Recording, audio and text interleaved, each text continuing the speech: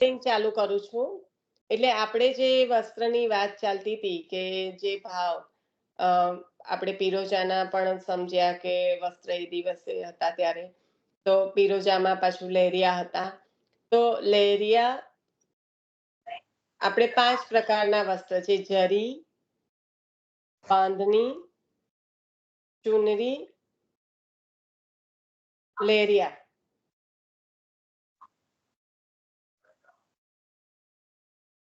તો છાપા રહ્યા. અને છાપા છાપા રહ્યા. અને છાપા બરાબર. એટલે હું એ જ મારે ક્રમ છૂટ્યો એટલે હું પાછું મારે બોલવું પડશે કે જરીના, ચુનરીના, બાંધણીના, છાપાના અને લેરિયાના. તો હવે આ વસ્ત્રના પહેલા તો આપણે ભાવ સમજી લઈએ એટલે ઓટોમેટિક જ એની એ બેસી જશે કે જરી છે. તો આપણે મેં હમણાં છે ને પેલું નંદાસજીનું કીર્તન પણ શેર કર્યું હતું, જળ જાવો જ રીએ લાજ મેરે કોન સે કામ.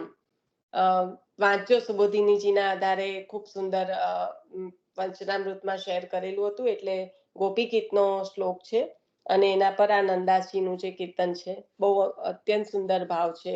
શ્રી વલ્લભ પર મેં શેર કર્યું છે. તો જે જરી ગયા એટલે ये मार्ग ताप क्लेश को है, हासी खेल को नहीं है.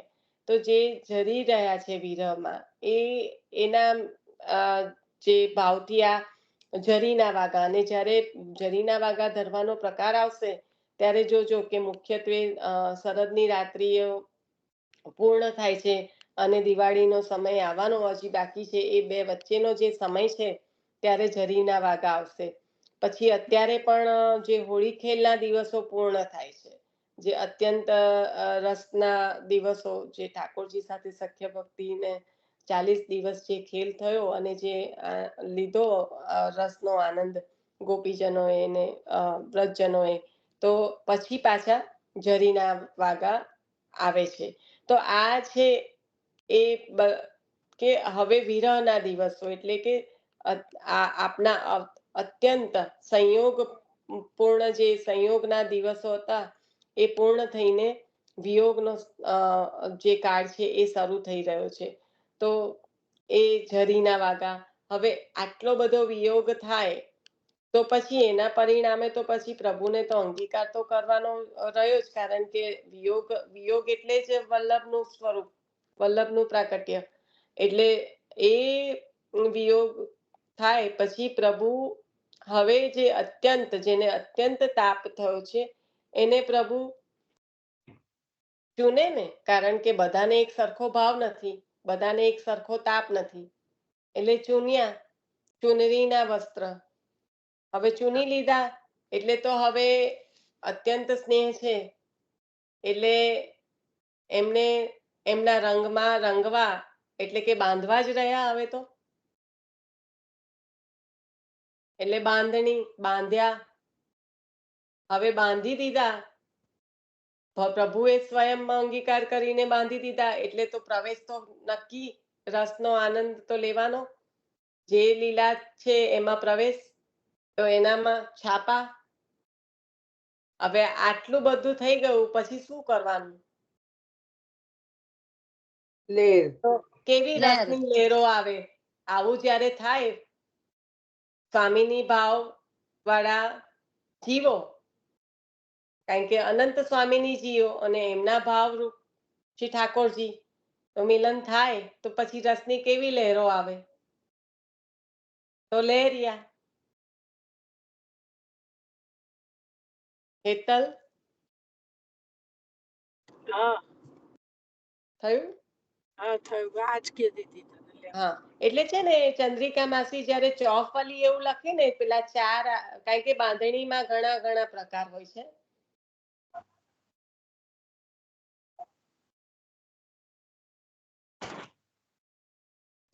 તો બાંધણી એવું નહીં લખશે પણ ચોફલી લખશે. જોજો.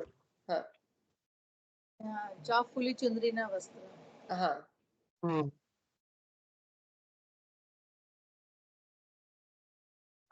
હવે કાલથી જે ક્રમ બદલાયો પુરુષોત્તમજીના વધાઈ જે હમ. બેઠી તેરસના દિવસથી પુરુષોત્તમજીના પ્રાકટ્યની જે વધાઈ બેઠી, તો ત્યારથી હવે ક્રમ આપણો બદલાઈ ગયો છે કે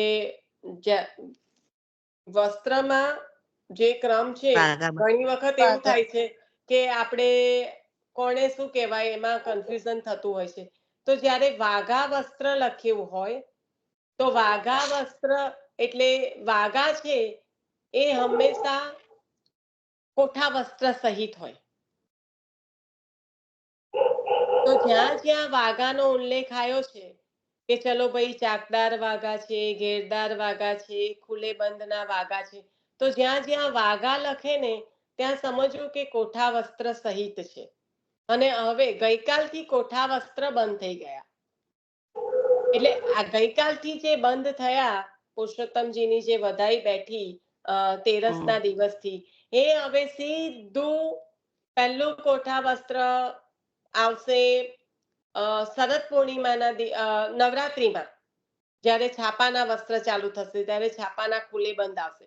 ત્યાં સુધી જન્માષ્ટમીમાં વચ્ચે ચાકદાર વાઘો આવશે, પણ એ જ્યારે જ્યારે પ્રણાલીમાં હોય ત્યારે, અને અત્યારે આપણે તૃતીય ગૃહની પ્રણાલીની વાત કરી રહ્યા છે, એટલે કોઈની પ્રણાલીમાં ક્યારે શું ફરક પડશે એ દરેકના ગુરુઘર પ્રમાણે રહેશે.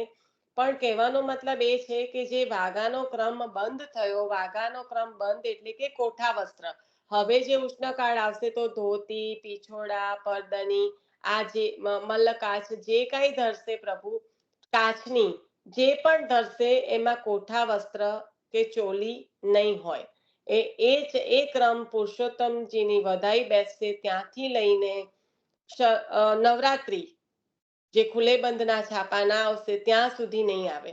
વચ્ચે જે મેં કીધું એ પ્રમાણે કે જન્માષ્ટમીના દિવસે આપ દોરિયાનો ચાકદાર વાઘો રૂપેરી કોરનો ધરશો અને પછી પ્રણાલીમાં કોઈ ઉત્સવ પ્રમાણે જો આવે તો આ થયો વાઘાનો ક્રમ. હવે થશે કે અત્યાર સુધી જે કાચની છે, તો કાચનીમાં કોઠા વસ્ત્ર નહીં પણ ચોલી હોય. તો હવે ઉષ્ણકાળમાં તો આજે વાઘાનો ક્રમ બંધ થઈ ગયો ત્યારે કાચની પર ચોલી નહીં આવે, પણ મહાવદ સાતમથી જે શ્રીનાથજીનો પાટોત્સવ છે, કારણ કે મહાવદ એકમથી સુત્રાવ વાઘા ચાલુ થાય, તો જે સુત્રાવ વાઘા છે, હજી હોળી ખેલ ચાલુ છે, ગરમી પણ થઈ ગઈ છે, પણ વાઘાનો ક્રમ એટલે કે કારણ કે ભીનો ખેલ થાય એટલે ત્યાં આગળ હજી કોઠા વસ્ત્ર તો આવશે જ, ભલે સુત્રાવ વસ્ત્ર ચાલુ થઈ ગયા છે, એટલે ત્યાં ક્રમ તો વાઘાનો જ રહેશે. તો ત્યારે મહાવદ સાતમથી જ્યાં જ્યાં કાચની, કારણ કે જો કાચની કેમ મહાવદ સાતમથી કહું છું, શીતકાળ હવે પૂર્ણ થયો, શીતકાળ છે ત્યાં સુધી તો કાચની પ્રભુ ધરતા જ નથી. કેમ નથી ધરતા?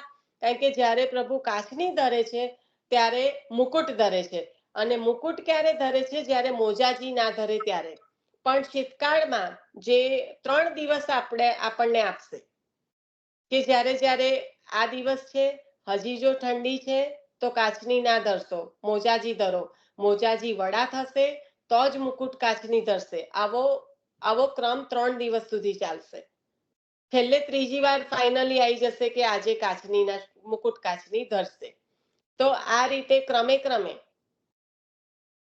કારણ કે જ્યારે આ ક્રમ હમણાં પણ જુઓ, જે કોઠા વસ્ત્ર પૂર્ણ થયા છે તો એ કેવી રીતે પૂર્ણ થયા? ખુલ્લે બંધ આયા એટલે ગરમી શરૂ થઈ, ખુલ્લે બંધના વાઘા ચાલુ થયા અને સંપૂર્ણ ગરમી ચાલુ થઈ એટલે કોઠા વસ્ત્ર બંધ થયા.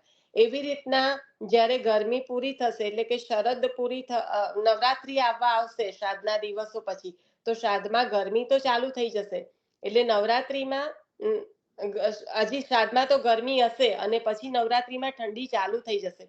તો નવરાત્રીમાં ખુલ્લે બંધ હજી રહેશે કે હવે થોડીક ઠંડી ચાલુ થાય. આપણે કેવી રીતના આપણા કપડા એકદમ ઠંડીના નથી પહેરતા, એકદમ ગરમીના નથી પહેરતા, પણ વચ્ચેના, એ ખુલ્લે બંધથી ચાલુ થશે અને પછી ધીમે ધીમે કરતા શિયાળાનો ક્રમ એટલે કે કોઠા વસ્ત્ર સહિતનો ક્રમ રેશમીમાં આવી જશે. નવરાત્રી પૂરી થશે, શરદ જશે, પછી જે દિવાળી ચાલુ થશે ત્યારથી દિવાળી પહેલા જ એટલે શરદ પછી તરત જ વસ્ત્રો ચાલુ થઈ જશે ધીમે ધીમે કરીને, અને એના 10 દિવસમાં તો બધો ક્રમ બદલાઈ જશે.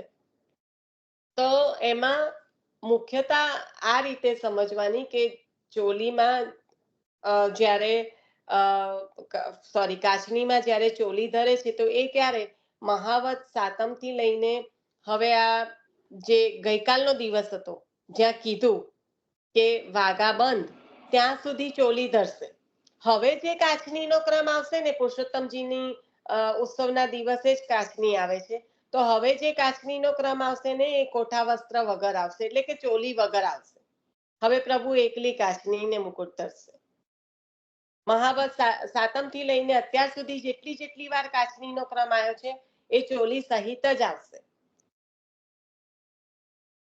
અને જ્યારે ચોલીનો રંગ બદલાશે ત્યારે પુસ્તકમાં હોય છે કે કુંજ એકાદશીના દિવસે કાચની બે રંગની છે, મોટી કાચની કેસરી અને નાની કાચની શ્યામ. તો ચોલી શ્યામ જોવાની આવશે. તો જ્યારે જ્યારે એવા રંગો હશે ત્યારે ચોલીના રંગનો ઉલ્લેખ પણ આવે છે. પણ ના આવે તો પણ મહાવદ એકમથી લઈને ગઈકાલનો દિવસ જે તેરસનો હતો પુરુષોત્તમજીની વધાઈ બેસે આચાર્ય ચરણના ઉત્સવ પછીના ત્રીજા દિવસે, તો એ દિવસોમાં તો કાચની ચોલી સહિત જ આવશે. અને બીજું કે મોજાજી ધરશે. હવે હમણાં જ આપણે વાત થઈ કે આ એમને વાત કરી હતી વૈભવી બેને, તો હજી આ રસની જે વાત છે રાસ લેલેક તાત્પર્ય, રસનું દાન 6 માસની રાત્રિ થઈ તો એ દરમિયાનમાં જે રસનું દાન થયું પણ એવો ને એવો જ ક્રમ રસનું દાન પ્રભુ ભૂમિને, કારણ કે શું છે રાસ ક્યારે નથી કરતા જ્યારે મોજડી ધરે છે, કારણ કે એમાં ભૂમિને પણ પૃથ્વીને પણ સનાથ કરી છે વ્રજમાં પ્રભુએ પોતાના ચરણારવિંદથી.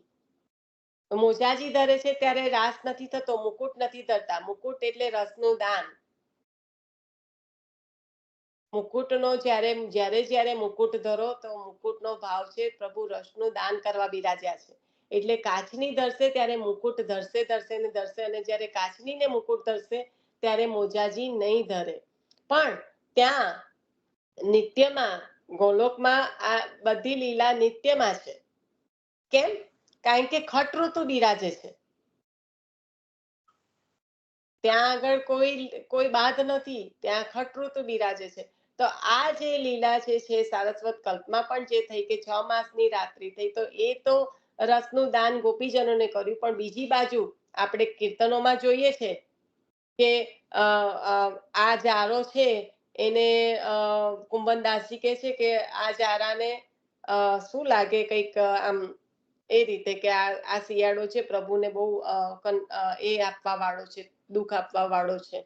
તો એ જે બધા કીર્તનો છે જેમ જેમ પ્રભુ જે ધરે છે, તો એ સમયે શીતકાળનો સમય છે, મોજાજી ધરે છે, મુકુટ નથી ધરતા. તો ત્યાં આગળ મુકુટ કાચની નથી ધરતા તો ત્યાં રાસ પણ નથી થતો, કારણ કે ત્યાં શીતકાળનો સમય છે, ખંડિતા છે.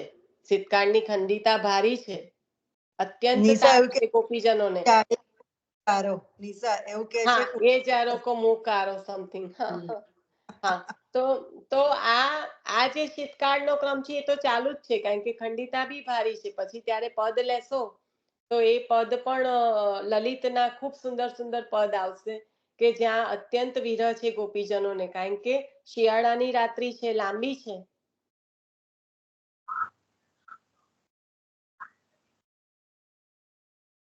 તો ત્યારે એ ક્રમ જોશો કે જ્યાંથી શીતકાળ ચાલુ થશે ને મહાવત સાતમ આવશે ત્યાં સુધી પ્રભુ મુકુટ કાચની ધરતા નથી, કારણ કે મોજાજી ધરે છે. એટલે એ દિવસો હું તમને પુસ્તકમાં જોઈને મને કહેવા પડે, પણ 3 દિવસ આવશે મહાવત સાતમ થી તો કાચની ધરશે જ, પણ એ પહેલા 3 દિવસ એવા આવશે કે જો મોજાજી છે તો કાચની નહીં, મોજાજી વડા થશે તો મુકુટ કાચની ધરશે. એવું ક્રમે ક્રમે શિયાળા પ્રમાણે કે જો ઠંડી ઓછી હોય તો આજે કાચની ધરો, નહીં તો મોજાજી ધરો, એવી રીતના ક્રમ આવશે જ. તો આ થઈ વાત કોઠા વસ્ત્રની, એટલે કે જ્યારે વાઘા લખ્યું હોય ત્યારે કોઠા વસ્ત્ર સહિત. હવે તો જે ઉષ્ણકાળનો ક્રમ તો દેખીતો છે કે જેમાં ખ્યાલ આવે છે કે ધોતી, ઉપરણા, પીછોડા, આડબંધ, પરદની, પછી મલ્લકાચ આ બધા તો પ્રભુ કોઠા વસ્ત્ર વિના એટલે ખૂબ જ સુંદર પાછા પ્રભુના શ્રીઅંગના દર્શનના દિવસો હવે શરૂ થઈ રહ્યા છે. ધોતી ધરી ત્યારથી જ આપણને થાય કે હવે કંઈક પ્રભુ નિત્ય નૂતન નવી લીલા જે કરતા હોય એમ બિરાજતા હોય છે. અને ખૂબ સુંદર ફૂલોના શૃંગાર એટલે ફૂલોથી હવે પ્રભુને જે શીતળતા પ્રદાન કરવામાં આવશે એ દિવસો શરૂ થઈ રહ્યા છે. કલીઓના તો કલીઓના આ શૃંગાર જે હા એટલે ફૂલોના શૃંગાર એટલે એ કીધું કે માલાજીની મુખ્યતા રહેશે એમ. આપણે કંઈ પણ ના કરી શકીએ રોજ. કોઈ કે મને શૃંગાર બનાવતા નથી આવડતું, બધાને શૃંગાર બનાવતા આવડે છે ને બધા રોજ નિત્ય નવા શૃંગાર કરી શકે છે ફૂલના માલાજી ધરીને પ્રભુને, જેમાં 1 રૂપિયાનો ખર્ચ પણ નથી. બહાર જાઓ ઘરની અને ફૂલ ચૂંટી લાવો અને માલાજી સિદ્ધ કરો તો રોજની તમારી એક શૃંગારની સેવા તો આમ જ પ્રભુ અંગીકાર કરી લે, કોઈ 1 રૂપિયાના એના વગર. અને ઉપરથી જે કહેવાય ને કે સોનાનું એક વખત સિદ્ધ કર્યું હોય પેલું તમે રોજ રોજ તમારી સેવામાં તમારા થકી એ ફૂલના માલાજી સિદ્ધ થાય અને પ્રભુ અંગીકાર કરે. કારણ કે ફૂલ જે વ્રજ ભક્તોના સ્વરૂપ ફૂલને ચૂંટવાનું શરૂ કરો ત્યારથી શ્રી વલ્લભને હૃદયમાં પધરાવો અને માલાજી બનાવો ત્યાં સુધી એનું જે ચિંતન કરો તો પ્રભુ ખૂબ સુંદર વ્રજ ભક્તોનો અંગીકાર રોજ જે માલાજી થકી આપના દ્વારા કરે. તો આ તો આપણો જે થોડો પણ ક્રમમાં ચેન્જ થઈ રહ્યો છે.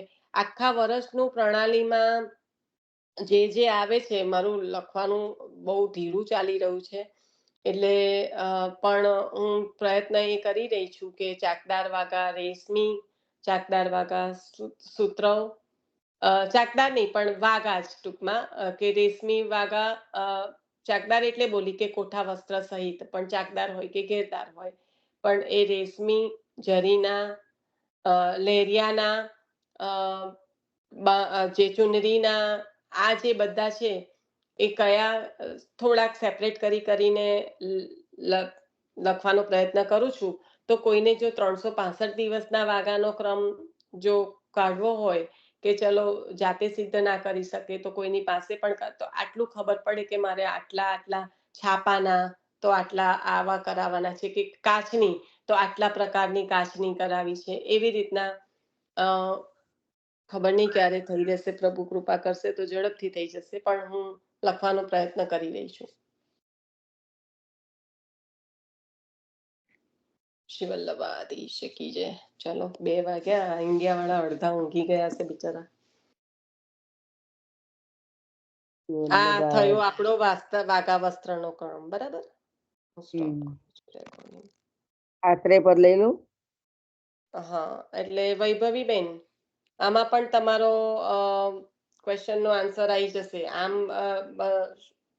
આમ રાત બધી શીતકાળની છે, વાત થઈ રસની અને પ્રભુ ભારી ખંડિતા હોય છે એટલે ત્યાં રસનું દાન તો ભારોભાર થાય છે.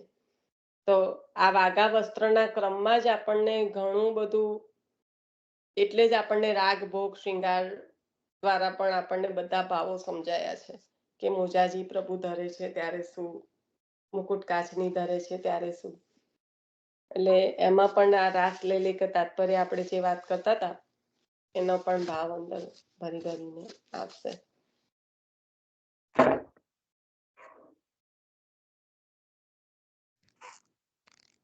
હા નીતાબેન લઈ લેજો.